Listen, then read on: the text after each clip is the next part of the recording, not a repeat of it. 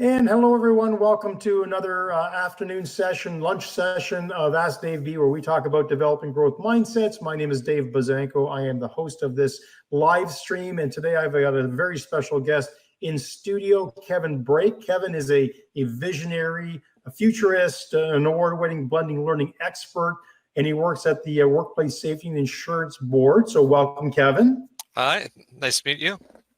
And so what we're going to be talking about today is the future of AR, VR from Kevin's perspective in today's corporate learning environment. And with that little introduction, maybe, Kevin, you can kind of give us an overview of where you see AR and VR headed over the next few years.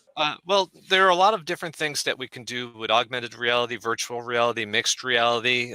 There's a lot of different things going on, but I'm going to talk about a few things I see coming. A lot like how we used to have a computer that would fit a large room. It's kind of like where we are at the beginning of what we're doing now. So, for example, when you put on a VR headset, it's fairly large, it's fairly bulky, and it can be cumbersome, hot, to the point of it sort of discourages you from wanting to partake in that particular experience. But it's going to be to the point that it's going to be a very simple device. You're going to put it on your eyes. It's going to look like a pair of glasses, one-touch virtual reality. That'll be full, blocked out of everything else. You're going to hear your audio.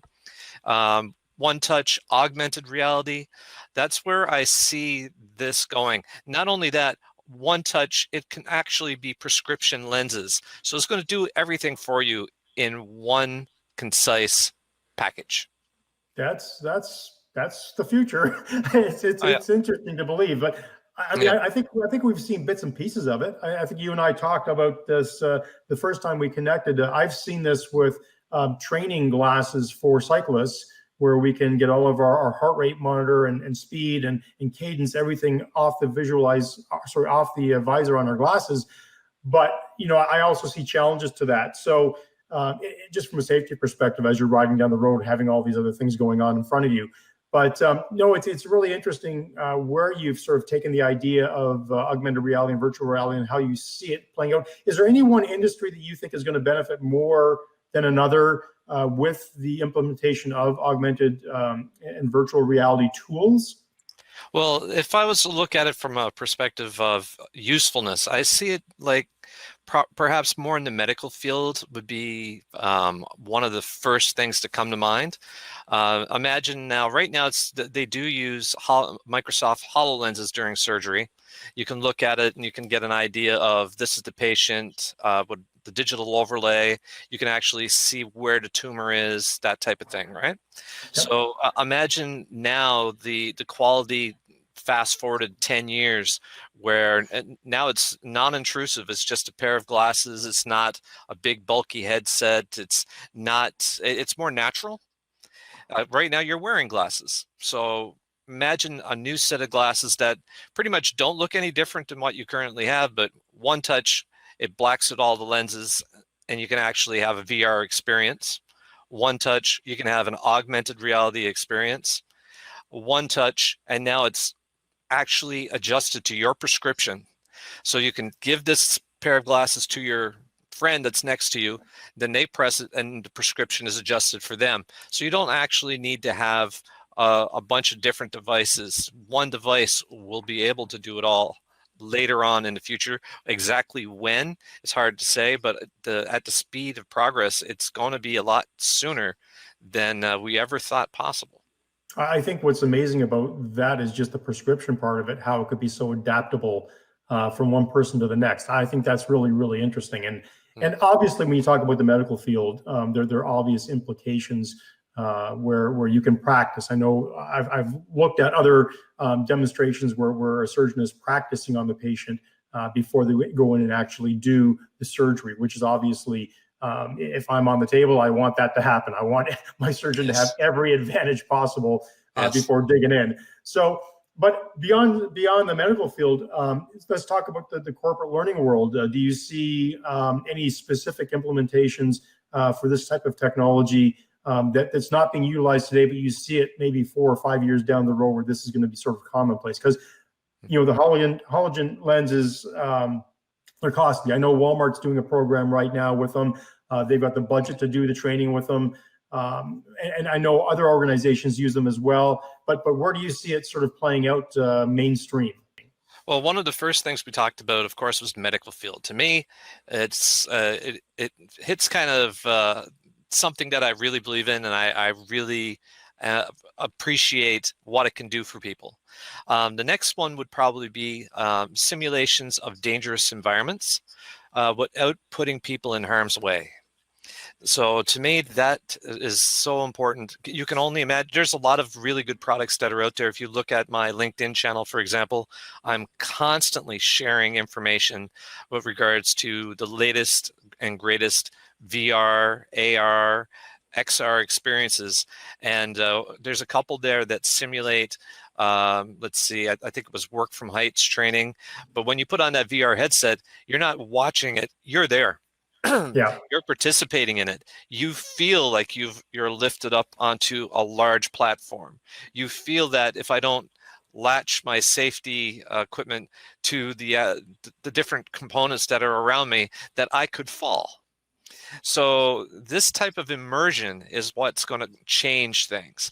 People don't understand the true feeling of immersion until they're actually there, which is one of the things we talked about when we have, you and I, we just queued up a couple of the videos. One of them in particular was about immersion. And this one lady she had a fake hand in front of her, but there's a wall between her arm and a fake arm. Weird. What does it feel like? I'm not sure. I'm starting to feel like that's my hand. Are you? Yeah. Oh, jeez. Oh my gosh, what are you gonna do? Oh, God. Oh no. Oh my gosh. Okay. Oh my god! Okay, that's weird. That's really weird. Tell me when you're there. Yeah, I feel it. Feel it? Yeah. Don't move. Oh no. Oh no. No! No, no, no, no! Dude! What the hell was that? And the people that participate actually feel as if this was their real hand getting ready to be hit by a hammer.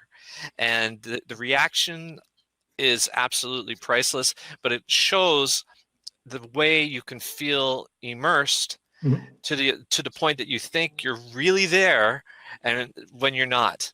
And that's the type of thing that really sells this type of digital solution. And now with our technology with 360 cameras, the concept of having to use prior, which would be a simulated 360 environment, we don't have to do that as much anymore. We can take a real 360 camera and we go from what would be a simulation to more of a actual real life recording of a situation. So instead of watching a cartoon character do certain things, we're watching a real person do certain things. And it's a completely different experience, and is where we're going. The realism is going so much further than it ever has before. The immersion is going so much further than it has before. And all of this content and concepts and technology are merging into one big ball. So like, for example, you can have an artificial intelligence respond to your conversation. So you ask Alexa, Google, Siri, where's the nearest restaurant? Okay. Now you change that into an augmented reality. You touch your glasses and now you see a virtual person beside you. Now this person actually looks like a real person, not a cartoon character. It could have clothes, attitudes, and it would feel like a real person talking to you. And they would give you feedback on, oh, this is where you go. You know, I've heard good things about this. The structure of the sentences is going to be different, but you're talking to an AI. The AI is using the screen sharing recognition. So it's got an imprint of a face, the mouth's moving, and it's responding to your requests and what have you. But the quality is going from, like, right now, here's where we are. Once we leave this point to go way up here, we're not going to really even notice the difference between a virtual assistant and a real assistant. Yeah, it's interesting to see. really where things are going to be headed. Now, I've got a personal experience using AR and VR from the corporate world that I work in. I know one of the great abilities to be able to use VR is playing out very unfortunate consequences. So if you need to use training and you want to play out critical mistakes, there's no better tool, especially if you're looking at driving a big rig. And think of the scenario that happened, unfortunately, out west with the Humboldt Broncos. In that driver training, there's very, very little driver training happening out there before these folks are getting their licenses. And what kind of training can we put them through? What scenarios can we put them through with VR that's going to enable them to be more job ready when they get out into the real world without actually having to suffer major consequences of horrific accidents? So, I can see the implications all across the board. We did queue up a couple of videos here. Do you want me to play those on the side and we can maybe talk through what's happening? Let's go. Let's. This one I like in particular. Yeah, let's just fire through this. Maybe you can walk us through what's going on as we're watching it. Oh, so this particular patient has a really horrible, I can't remember if it's a burn or he went through surgery on his legs. And he used to have to had in his hand like a clicker, and on this clicker would be a morphine drip. So once he would go through so much pain, he would be pressing that thing like crazy. He switched over to the virtual reality, taking him out of his environment from, I'm getting my bandages changed and it's really painful, to now I'm looking at a nice ocean scene, right? Mm-hmm. And from that, he went down from like, I can't remember what the number was, but it was a really high number of morphine hits to like 1 or 2 or 3, very low. So, he's still in pain, but the immersion changed it in such a way that the VR is definitely helping him get past the pain. And that's amazing. Anything that we can do to just take your mind to a different place, obviously, so that you can have the physical things that are being done sort of navigated properly, is wonderful. Take us through this next scenario where we're talking about actually almost teleporting somebody in a business meeting around the globe. Okay, you're going to like this one. So what you do is you set up 2 offices that are identical. One could be in Hawaii, another one could be in Dubai. Okay. Mm-hmm. And there we go. He's popped up on the screen right now. So this guy is in a parallel office, but his office is in a different location. But as you can see, if they sat down, he would sit down on his chair, the other guy would sit down on their chair, and they would have an experience that they're sitting together talking when they're nowhere near each other. And it is pretty cool. As you can see, they're walking around this particular object, but it could be any object. But this object has to match in the other location to give that full immersion experience. And it is pretty cool. So, I really get the 3D aspect of it. What are the advantages, do you think, to having this sort of an environment? It's fun. It's really cool. But give me the business application. What makes this more advantageous than doing a video conferencing, or obviously not being there in person, but this would replace the Zoom meeting or the live stream, I would assume. So what would be the real advantage to having that in-person experience? Well, it's the difference between what is an in-person experience versus a telephone call versus a video conference. Video conference, not too bad, but this you actually know the person's height, weight, their mannerisms, the stuff that you just don't get from an in-person or, from a phone call. You're only going to get so much information. From a video conference, you're only going to get so much information. This is an identical simulation to being side by side in a meeting, talking to a person face to face. So it's I think it's probably more of the salesman perspective, maybe, that I believe in this person, that this person believes in me. I feel like I have a more of a bonded relationship with the person, mm-hmm. More so than any other way. Okay, that's pretty much it. Yeah, no, I totally get it. I get the application. I get where this is going.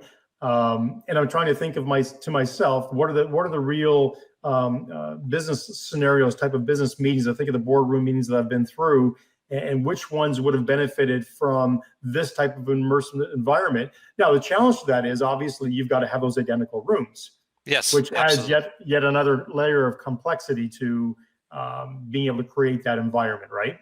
Well, if you wanted to do like for example, a boardroom meeting is much simpler than this. This is much more, as you can see, he's there talking to his daughter, and his daughter's feeling like she's talking to her dad, and she's participating in an event with her dad at the same time. A lot of times now, if you have a FaceTime conversation with any of your children, their attention span is not there. But as you can see with this child at this age, she is feeling like dad is in the room. She's not feeling like she's watching a show that she doesn't need to pay attention to. That's dad. That's my dad. He's right there. So that's the type of difference you're going to get from it. So that's, I mean, those are really great examples of where virtual reality is taking over. We didn't really touch on augmented reality a little bit today. I mean, unless you would think that some of this would play into that. But in my world, augmented reality would be sort of the Pokemon Go, where things are sort of popping up out of a two-dimensional world into a three-dimensional world. You don't consider this to be augmented reality? This is all. That one is augmented reality. It's using the Microsoft HoloLens, for example. So when he puts this HoloLens on, he actually sees the person in front of him. Yes, you're right. When we look at it from our perspective, we don't understand it. But when you put that HoloLens on, there's no doubt about it. You're experiencing augmented reality. The biggest difference between the augmented reality is the virtual overlay of a digital object into the real world. Okay. Virtual reality, full blackout. You don't see anything else other than a virtual world. Those very, very different experiences.